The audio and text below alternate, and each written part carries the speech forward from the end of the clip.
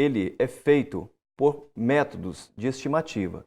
Então, nós temos o método Penman-Monty, que é considerado um padrão FAO 56.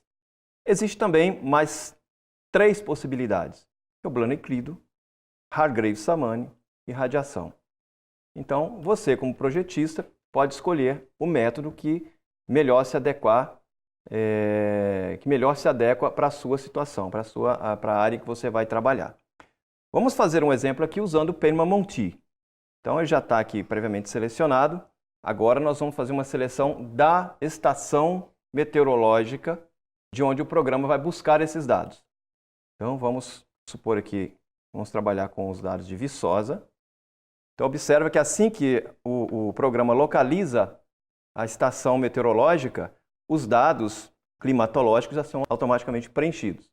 E ao lado direito, os valores médias mensais de ET0 obtido pelo método do Penman-Monty com base nesses dados que estão exibidos na tela.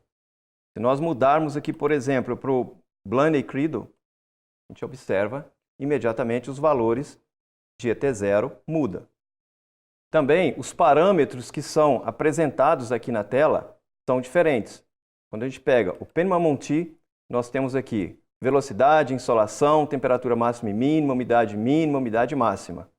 Ao mudarmos o método Blaney-Crido, por exemplo, o programa apresenta apenas velocidade, insolação, temperatura média compensada e umidade mínima. Por que disso? Os parâmetros que vêm na tela são aqueles que são envolvidos no cálculo, no método que foi selecionado.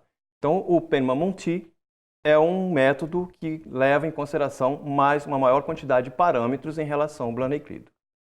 Nós podemos também visualizar esses resultados através de um gráfico, né? Então, nós temos aqui o gráfico que mostra o comportamento da ET0 para Viçosa, com base em dados médios, uma série histórica, estimados pelo Penman-Monty.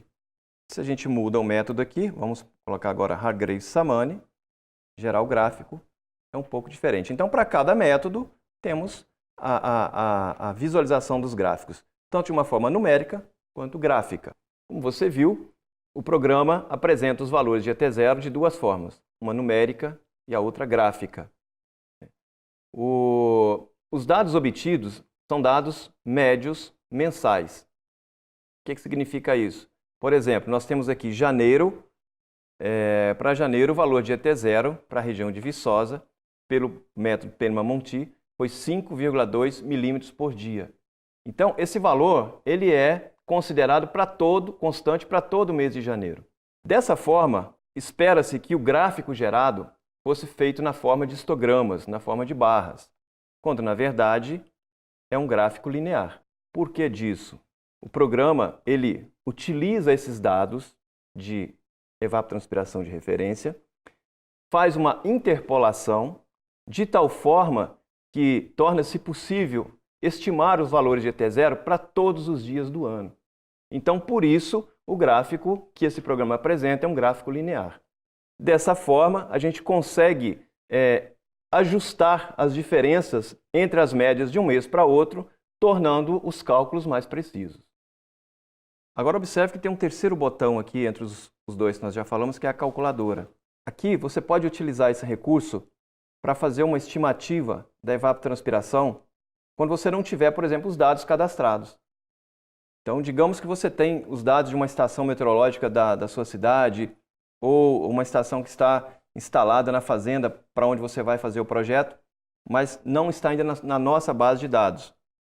Então, você pode lançar esses parâmetros aqui e obter o valor da evapotranspiração. O dia que você quer calcular, a latitude, a altitude, fluxo de calor no solo, enfim, todos os parâmetros que são necessários para utilizar o método Penman-Monty para estimar a evapotranspiração, então são apresentados aqui. Depois de preencher todos esses campos, basta clicar em ET0, o programa vai apresentar o resultado aqui na parte de baixo, aí a gente copia esse resultado para o lado direito da tela. Eu posso também fazer utilizando o método classe A.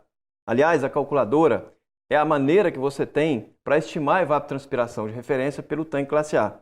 Porque nas normais climatológicas, nós não temos os dados de evaporação disponíveis para constituir uma base de dados. Então, esses dados têm que ser medidos. Se você quiser usar o tanque classe A, você tem necessariamente que conhecer esses dados.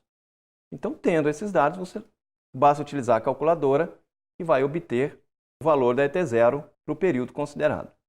Pode ser feito também por Blaney-Crido, Hargreaves-Samani, radiação, ou seja, todos os métodos. Então, a gente percebe aqui que o nosso programa tem 5 métodos para estimativa de ET0. 4 deles estão fundamentados na nossa base de dados automática. E o outro, que é o método do tanque classe A, deve ser feito utilizando a calculadora quando você dispuser dos dados necessários. Eu quero chamar a sua atenção para mais um detalhe. O programa permite ainda que você insira diretamente os dados da evapotranspiração diária, média mensal, caso você tenha esses dados e não queira utilizar nenhum desses métodos de estimativa, né? Observe aqui do lado direito da tela, essa tabela de resultados aqui, ó, mês e ET0 em milímetro por dia.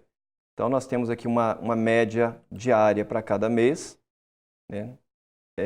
Os campos são editáveis. Então, o método Penman-Monti,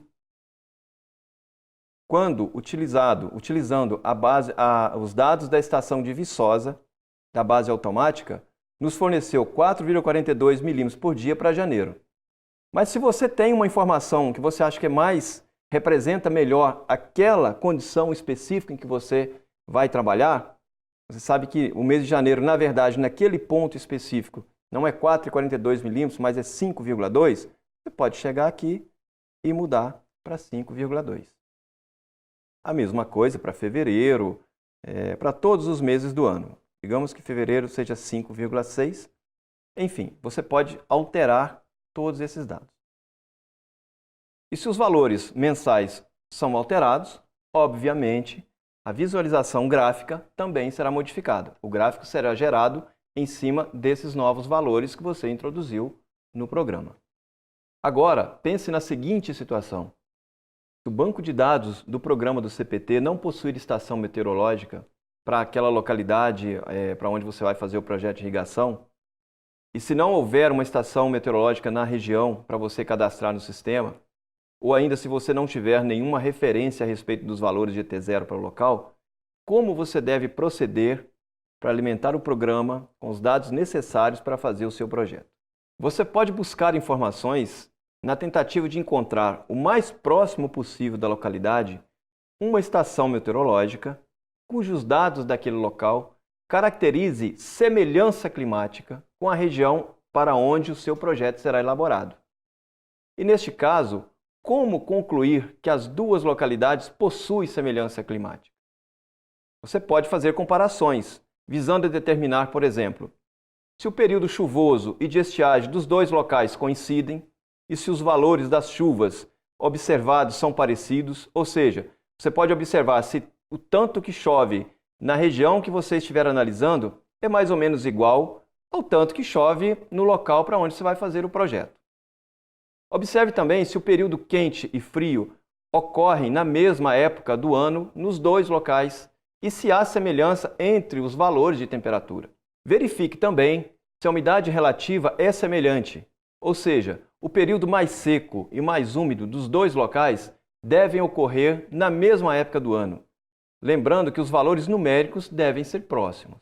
Além disso, é importante lembrar que, em geral, quando duas regiões têm semelhança climática, as mesmas atividades agropecuárias são praticadas. Por exemplo, as mesmas culturas são cultivadas nas mesmas épocas do ano.